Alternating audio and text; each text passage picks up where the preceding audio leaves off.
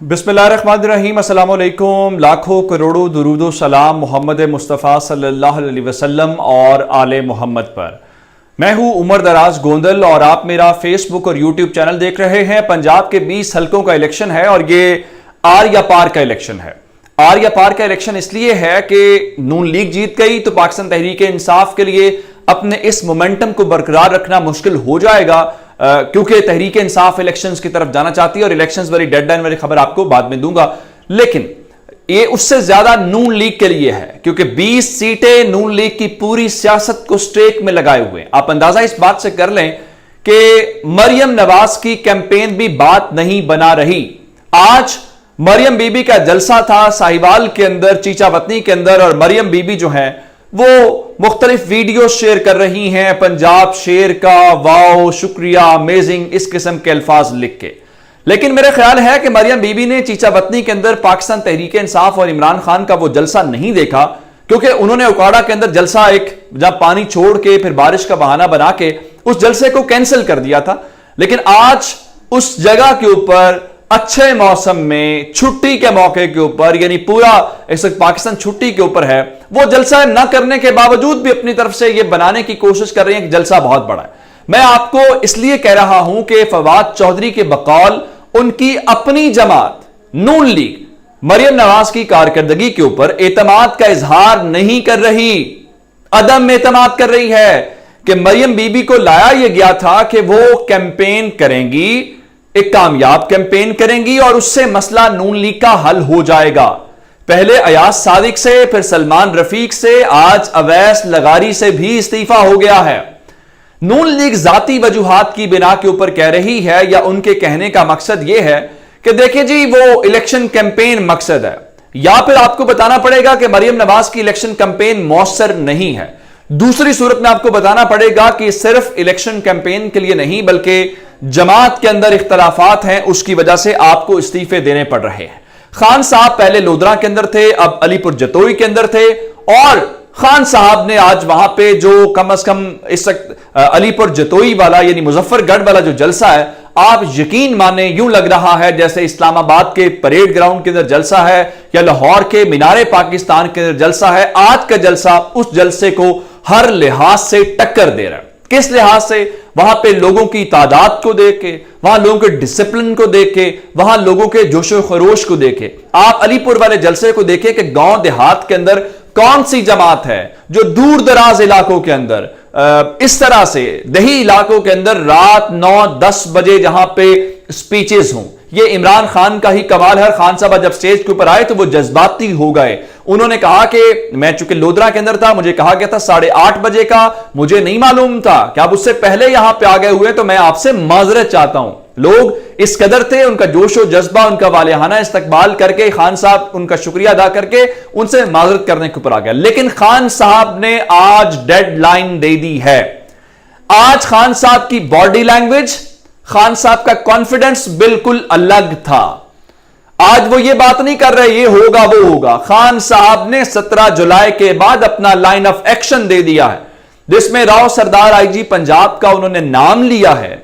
उन्होंने chief secretary, बाकी इंतजामिया को कहा है, फिर लाहौर में बैठे हुए आज लोगों से सवाल किया है। आप जानते हैं ना मिस्टर एक्स को जो लाहौर में बैठा हुआ है, और कहा उसकी एक जिम्मेदारी है कि वो नून लीग को हर सूरत इलेक्शन जितवाना चाहता है। और खान साहब ने कहा है कि हम इन तमाम लोगों को जिन्होंने कानून तोड़ा है इनको माफ नहीं करेंगे। और 17 जुलाई के बाद जिस दिन इलेक्शन है, और 17 जुलाई को जारी बात है इलेक्शन भारत 22 को है, लेकिन 17 को फैसला तो हो जाएगा ना जी कि कौन सी जमात अक्सरियत के अंदर है और वो वजीर आला पंजाब इलेक्ट करवाने जा रही है। तो खान साहब के मुताबिक ये तमाम लोग जो इस वक्त ये सारी गड़बड़ कर रहे हैं, 17 जुलाई से इनका एहतसाब शुरू हो जाएगा। और खान साहब ने कहा है हर वो शख्स जिसने कानून तोड़ा है 17 जुलाई के बाद उसके खिलाफ बाकायदा कार्रवाई का आगाज हो जाएगा, किसी को माफी नहीं मिलेगी।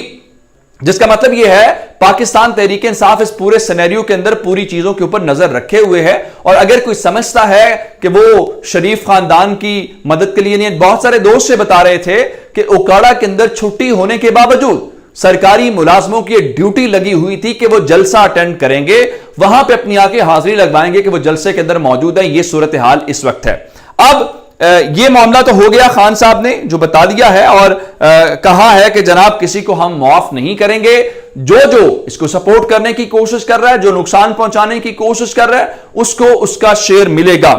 دوسرے نمبر کے اوپر چل کے بڑی امپورٹنٹ بات جو ہے وہ الیکشنز کی ہے, چونکہ میں آپ کو بتا رہا ہوں کہ پاکستان تحریک انصاف کے لیے کتنا ضروری ہے اور نون لیگ کے لیے بھی ضروری ہے. نون لیگ اس وقت اس کو جنرل الیکشن کے ساتھ, کیونکہ اگر جنرل الیکشن ایک سال کے بعد بھی ہوں تو یہ جو مومنٹم بنے گا, یہ مومنٹم جنرل الیکشن تک آگے چلے گا. اویس لغاری کو آپ نے جنوبی پنجاب میں اتار لیا, اگر اس کے باوجود آپ ہار گئے, یہ جہانگیر خان ترین لودھرا والے حلقے کے اندر بھی نون لیگ ہار گئی, تو آپ کس منہ سے جواب دیں گے؟ اب عام جنرل الیکشنز کی بات ہے اور شیخ رشید نے یہ کہا ہے کہ اکتوبر, یعنی اب اگست, ستمبر, اکتوبر, اس کا مطلب انہوں نے کہا تھا کہ 17 جولائی کے بعد خان صاحب کوئی بڑی کال دے سکتے ہیں. تو جولائی کا مہینہ بڑا امپورٹنٹ ہے, اگلے 4, 5, 6 دن جو ہیں, کیونکہ 12 تاریخ تو سمجھے آپ ہونے والی ہے, جب آپ ویڈیو دیکھ رہے ہوں گے تو شاید ہو چکی ہوگی. تو اس کا مطلب یہ ہے کہ کھیل تھوڑا سا اس طرف آ گیا. اب شیخ رشید جو ہے انہوں نے باقاعدہ طور پہ الیکشن کمیشن کے حوالے سے یہ دعویٰ کیا ہے کہ اکتوبر کے مہینے میں پاکستان کے اندر عام الیکشنز ہو جائیں گے. میرا خیال ہے ہو بھی جانے چاہیے. آج ایک اور خبر آئی ہے, اور وہ خبر کیا ہے؟ خبر یہ ہے کہ نون لیگ نے, وزیر اعظم نے نہیں, نواز شریف نے لندن سے یہ کہا ہے کہ مفتاح اسماعیل صاحب کم از کم 50 روپے پیٹرولیم مصنوعات سستی کریں. اس کی وجہ سن لیجئے, 15 تاریخ کو انہوں نے اگر کم یا برقرار یا زیادہ کرنی ہے تو 17 کو الیکشن ہے, ایک دن چھوڑ کے, یعنی 15 کو الیکشن مہم کا اختتام ہوگا. تو اس دن یہ ٹرمپ کارڈ کھیلنے کی کوشش کریں گے, لیکن یہ ان کے گلے, اس کی 2 ہی صورتیں ہو سکتی ہیں. اس کی ایک صورت یہ ہے کہ ملک عام انتخابات کی طرف جا رہا ہے, کیونکہ اگر تو آپ آئی ایم ایف کی ڈیل کی طرف جائیں گے جو کہ ابھی تک نہیں ہوئی, تو آپ تیل سستا نہیں کر سکتے, ورنہ آئی ایم ایف آپ کو 1 روپیہ بھی نہیں دے گا. اس مومنٹ تک آپ کی بات چیت ضرور چل رہی ہے, لیکن وہاں سے انکار نہیں ہوا. یہ کہتے ہوئے نظر آ رہے ہیں رانا ثناءاللہ دیگر لوگ کہ وہ ہماری ناک کی لکیریں نکلوا رہے ہیں, اس کے باوجود ہمیں پیسے نہیں دے رہے. تو آپ کسی طور پہ بھی پیسے ابھی کم نہیں کر سکتے. سیاسی بیان بازی ہو سکتی ہے, لیکن اگر آپ کریں گے تو اس کا مطلب آپ ابھی سے سن لیں, اس کا مطلب ہے کہ آئی ایم ایف کا معاہدہ نہیں ہو رہا. اس کا مطلب یہ ہے کہ حکومت الیکشن کی طرف جا رہی ہے, اور یہ اب عوام کو یہ تاثر دینا چاہتی ہے کہ دیکھو جناب ہم یہ ساری چیزیں کم کر رہے ہیں. اب آتے ہیں اگلی صورتحال کی طرف, چیف الیکشن کمشنر کی. سکندر سلطان راجہ کے اوپر بہت زیادہ الزامات ہیں اور ان کو ان الزامات کا جواب دینا چاہیے. جیسے خان صاحب کی اس سپیچ کے بعد انہوں نے کہا تھا جی کوئی غداری کے فتوے لگانے سے کوئی غدار نہیں ہو سکتا, اور الیکشن کمیشن جو ہے وہ اپنے آئین کے دائرے کے اندر رہتے ہوئے اپنا کام کرتا رہے گا. بہت اچھی بات ہے, ایسے ہی ہونا چاہیے. لیکن اب صورتحال کیا ہے؟ صورتحال یہ ہے, الزام یہ لگ رہا ہے کہ سکندر سلطان راجہ صاحب مریم نواز سے اور حمزہ شہباز شریف سے خفیہ ملاقاتیں کرتے رہے ہیں. خان صاحب پہلے تو یہ کہتے رہے ہیں کہ یہ ویکنڈ کے اوپر ان کے ساتھ جا کے ملتے ہیں, ان سے یہ مشورے کرتے ہیں کہ کس طریقے سے ان کو الیکشن جتوانا ہے اور پاکستان تحریک انصاف کو یہ الیکشن ہروانا ہے.